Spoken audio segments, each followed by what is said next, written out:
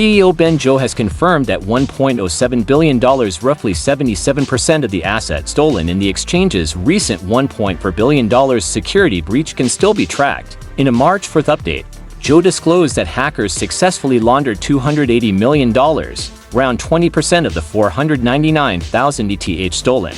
Meanwhile, investigators have managed to freeze $40 million, accounting for 3% of the compromised funds. Zhou stated that 11 independent bounty hunters were rewarded $0.1 million for helping to freeze stolen assets. Among the top contributors were Mantle, Paraswap, and blockchain investigator ZachXBT. Zhou revealed that the attackers converted much of the stolen ETH into Bitcoin BTC through THORchain, a decentralized platform designed for cross-chain asset swaps. He stated that the hackers funneled around 83% of the stolen assets, equivalent to 417,348 ETH, worth approximately $1 billion, into BTC. They then dispersed these funds across 6,954 wallets, with an average balance of 1.71 BTC per wallet. This activity significantly boosted THORchain's transaction volume in the last 2 weeks to more than $5.8 billion following the Bybit breach. Blockchain analyst Burton also reported that the platform earned roughly $5.5 million in fees from these transactions.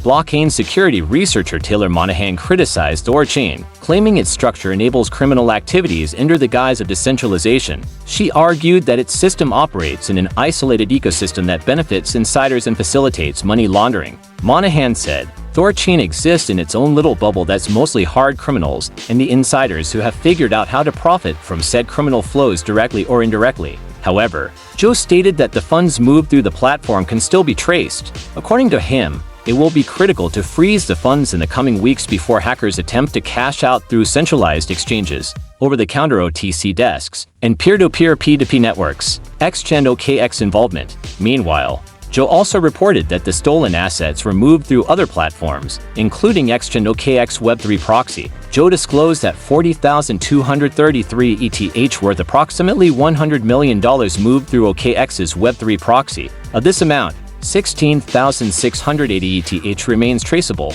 while 23,553 ETH, $65 million, requires additional information from OKX to track.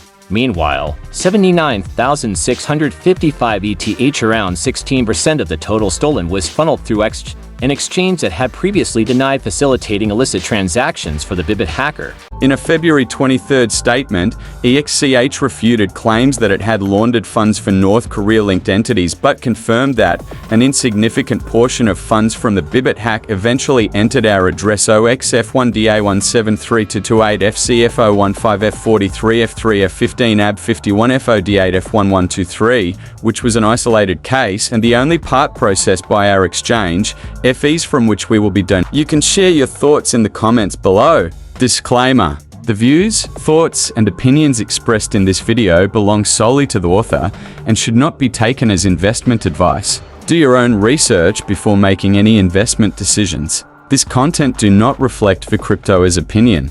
VCrypto is not responsible for any financial losses. To stay informed, please consider a monthly Patreon pledge. Hopefully this was helpful for you guys. If so, feel free to give me a like on this video. Thank you so much for watching. Have an awesome day.